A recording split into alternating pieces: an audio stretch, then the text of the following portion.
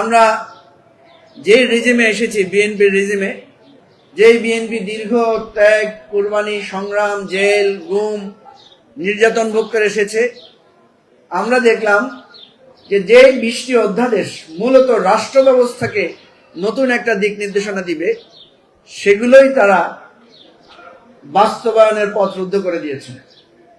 অথচ কি অবলীলায় বলছেন যে আমরা তো সেটা বাস্তবায়ন করব, আরো সুন্দর করে করব। তা আপনারা এত সুন্দর করে বাস্তবায়ন করবেন বললেই হতো যে এই অধ্যাদেশটা যেভাবে আছে এর অনেক অপূর্ণতা আছে, এটা আমরা এই ফরম্যাটে বাস্তবায়ন আইন করছি, সামনে আমরা এটাকে আরো বাস্তবায়ন করব, আরো বেশি মডিফাই করব।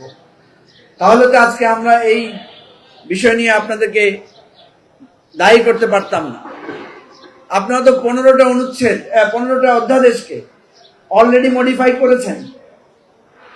যদি এই 20টা অধ্যাদেশের ব্যাপারে আপনাদের কি বক্তব্য, সেটা তো আমরা জুলাই সনদে লেখাই আছে। আপনারা কোথায় কোথায় নোট অফ ডিসেন্ট দিয়েছেন, সেই জিনিসগুলো আপনারা এখানে অন্তর্ভুক্ত করতে পারতেন, অথবা বলতেন যে আপাতত এইভাবে আমরা এটা পাশ করলাম, পরে আমাদের আরো মোর মডিফিকেশন আছে, সেটা আমরা সংসদের মাধ্যমে করব। সুতরাং আমরা যে আশঙ্কা করছি, আপনারা আসলে গুম, মানবাধিকার, দুদক, বাংলাদেশের বিচার বিভাগ, এই জিনিসগুলো যে আপনারা যে পাশ কাটিয়ে আস্তে আস্তে স্বৈরাচার হতে চাচ্ছেন, আমাদের আশঙ্কাটা তাই সত্য প্রমাণিত হচ্ছে। আমাকে অনেকে প্রশ্ন করে যে আপনাদের বিশ্বাস হয় যে তারেক রহমান শেখ হাসিনা হবে? আমি বলি যে না, বিশ্বাস হয় না। আমাকে অনেকে জিজ্ঞেস করে যে আওয়ামী লীগের মতোই কি বিএনপির মাথায় ভূত চাপবে, এটা আপনি বিশ্বাস করেন? আমি বলি যে বিশ্বাস করতে চাই না, কারণ ওই দুঃসময়ে আমাদের বহুবার কথা হয়েছে, বহুবার স্কাইপে কথা হয়েছে, বহুবার ফোনে কথা হয়েছে।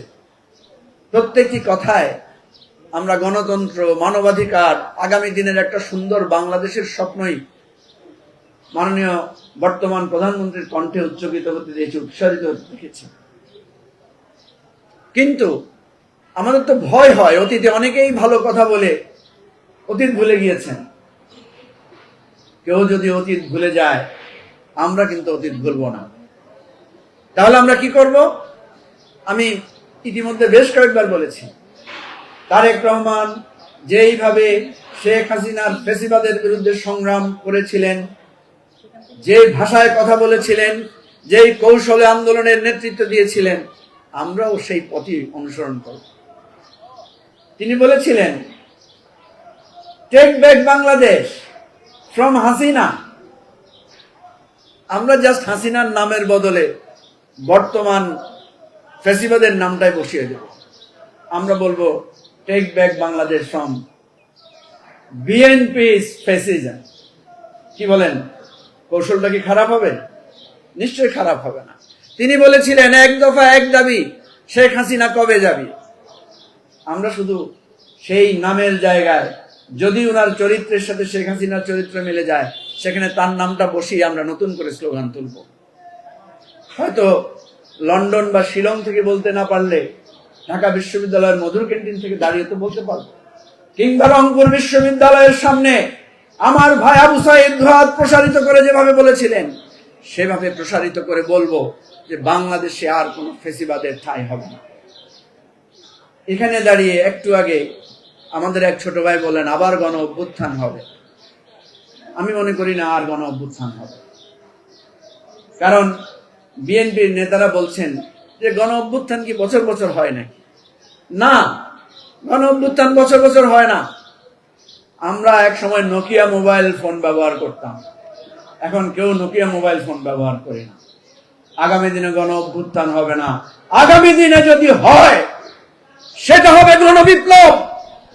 আগামী দিনে যদি আবার রক্ত ঝরে, আগামী দিনে যদি আবার আমাদেরকে রাজপথে দাঁড়িয়ে দুহাতে প্রসারিত করে বক্তব্য রাখতে হয়, তাহলে সেই বক্তব্য হবে নতুন সংবিধানের, সেই স্লোগান হবে, লড়াই হবে নতুন বাংলাদেশ গড়ার, এবং সেই বাংলাদেশ হবে বিপ্লবের মাধ্যমে, গণ অভ্যুত্থানের মাধ্যমে নয়।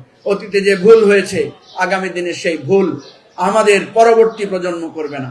সেটাই হচ্ছে আমাদের ভবিষ্যৎ, এবং সেই ভবিষ্যতের জন্য এখন থেকে প্রস্তুতি নিতে হবে, এখন থেকে তৈরি করতে হবে রূপরেখা, এখন থেকে লড়াইয়ের প্রস্তুতি নিতে হবে। তার আগে আবারও বলতে চাই, আমরা আপনাদের সাথে যুদ্ধ করতে চাই না, লড়াই করতে চাই না, বিপ্লব করতে চাই না।